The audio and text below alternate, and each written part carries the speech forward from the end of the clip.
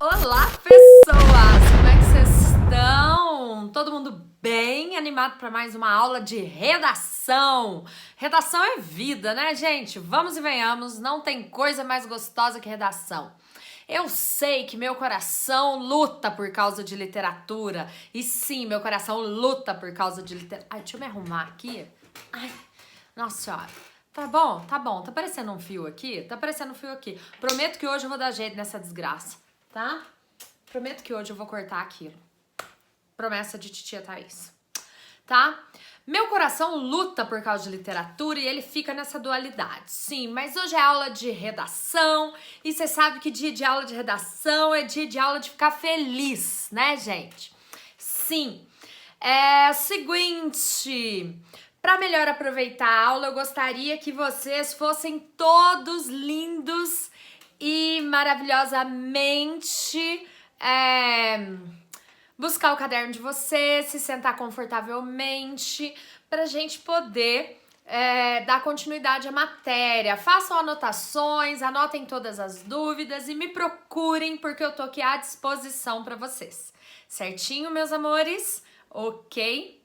Seguinte, hoje nós vamos falar sobre entrevista, isso mesmo, nós vamos falar sobre entrevista. Como vocês já sabem, existem vários tipos de entrevista. Quando a gente fala na palavra entrevista, vocês devem saber que a gente tem entrevista de emprego, né, gente? A gente tem a entrevista jornalística, nós temos entrevista, sei lá, entrevista para estágio. A entrevista em si, ela tem vários tipos. Até quando você quer sair com alguém, você faz algumas perguntas, né, gente? Querendo ou não, aquilo é um tipo de entrevista. Só que como nós estamos falando de gêneros textuais, e principalmente a gente está numa fase de gêneros textuais argumentativos, o nosso foco, logicamente, vai ser a entrevista jornalística, né? Então, nós vamos focar na entrevista jornalística, porque o nosso foco é o texto argumentativo. Entenderam, meus lindos, meus cabeçudos do meu coração? Nesse caso, como um gênero textual jornalístico, vocês têm que pensar que a principal função da entrevista agora até não vai ser convencer, mas ela vai ser informar. Isso porque a entrevista é um ótimo veículo para transmitir informação. Vocês sabem que a entrevista é composto assim, nós temos duas pessoas que participam da entrevista. O entrevistador, que é aquela pessoa que faz perguntas, e o entrevistado, que é aquela que responde as perguntas. E aí o entrevistado vai ter uma ótima oportunidade de passar informações sobre determinado assunto. E o nariz coçando!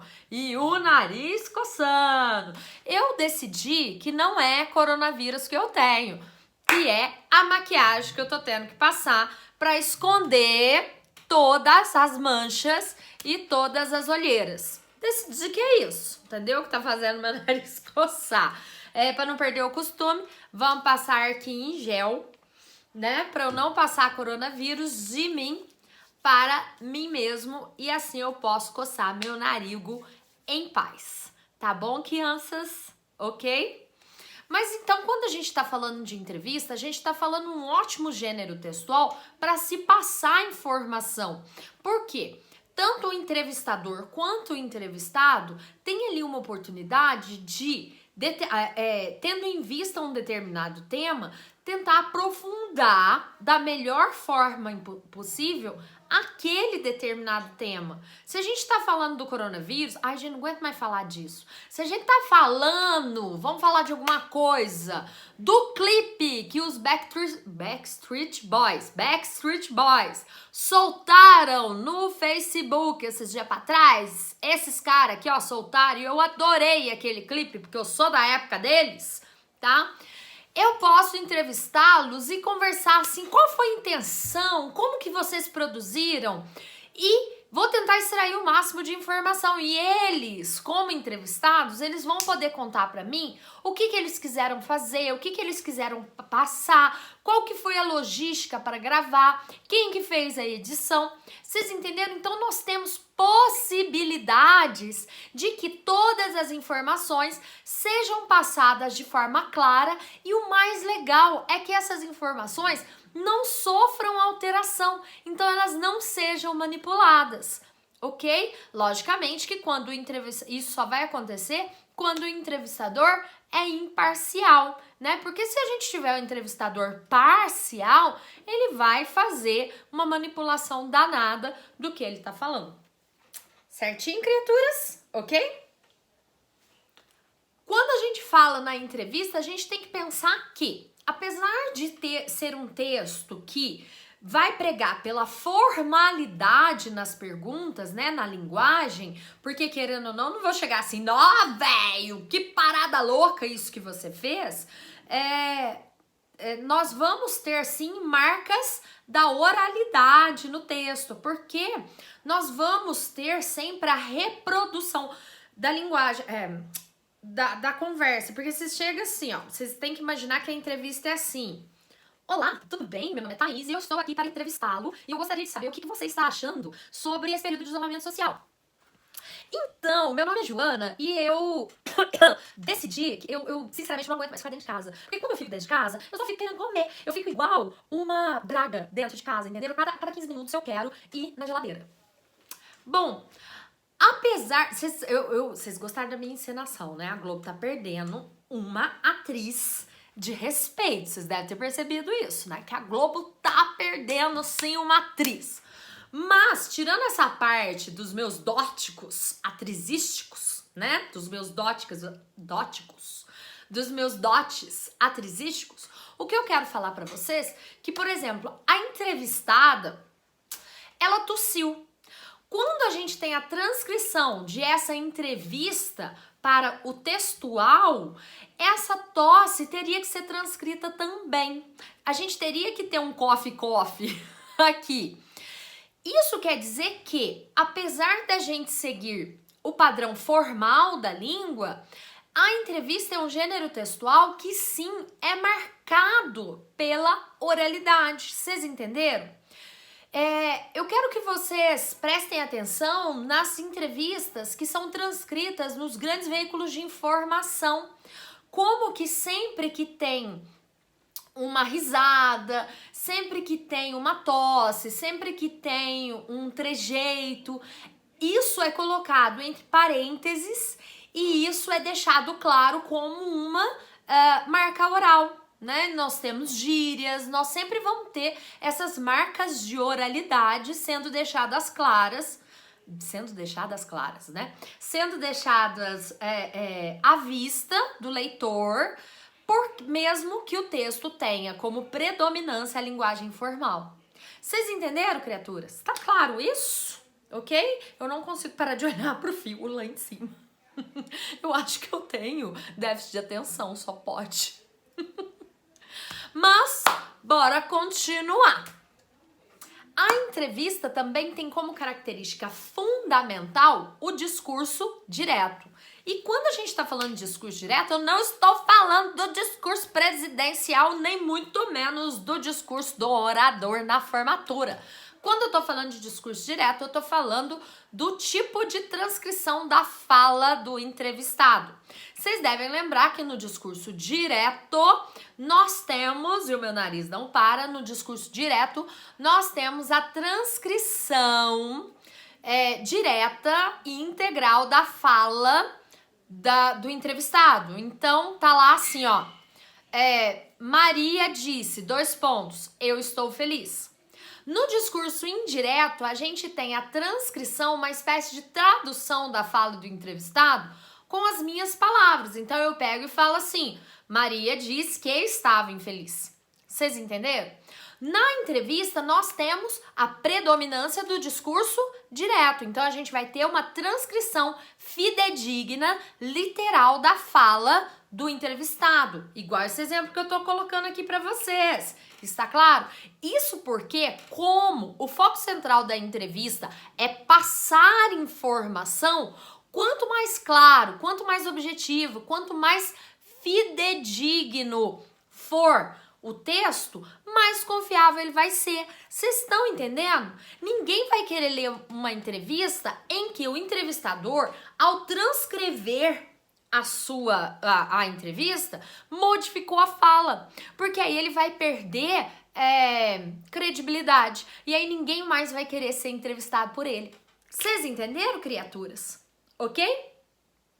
Outra coisa muito legal da entrevista é que, por aprofundar, por passar informação sobre determinado assunto, ela propõe o debate. É muito legal porque ali nós vamos ter a informação sendo extraída direta da fonte. Ela não vai estar sendo passada filtrada por outras pessoas. Ela vai sair, como é que fala? Ela não vai sair da boca de outro, sabe? A gente vai saber exatamente o que fulano acha sobre determinado assunto. Então ela vai propor um debate mais profundo sobre determinado assunto, você entende? A gente vai poder se posicionar melhor. Então, a entrevista propõe um debate sobre o que está sendo falado, ok? E vamos falar agora sobre a estrutura da entrevista.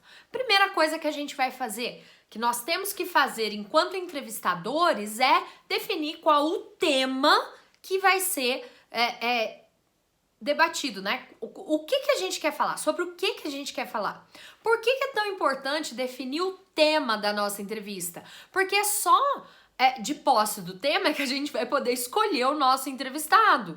Porque aí eu quero entrevistar, sei lá, o prefeito de Poços de Caldas. Não, eu quero entrevistar a professora Thaís Oliveira. Mas sobre o que eu quero entrevistá-la, tá? Tá, eu só quero entrevistar. Não, eu tenho que saber qual o tema. Porque, por exemplo, se vocês forem me entrevistar sobre medicina, eu não vou saber falar sobre nada. Eu não tenho conhecimento de causa, não conheço bosta nenhuma, gente. O que é isso? Vocês têm que saber sobre o que entrevistar, para poder definir quem vai ser o seu entrevistado. Vocês entenderam? Então define o tema. Nossa, nós precisamos produzir uma entrevista, nós precisamos produzir um texto que está falando sobre OVNIs em Varginha. A gente quer falar sobre o ET de Varginha. Peraí, quem que são as pessoas que entendem sobre isso? Os ufólogos? A galera que estava na ESA na época?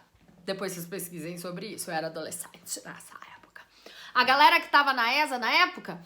Então, quando você define o tema da sua entrevista, é aí que você vai poder definir quem vai ser o seu entrevistado. Então, isso é um passo básico para que você possa realizar a sua entrevista.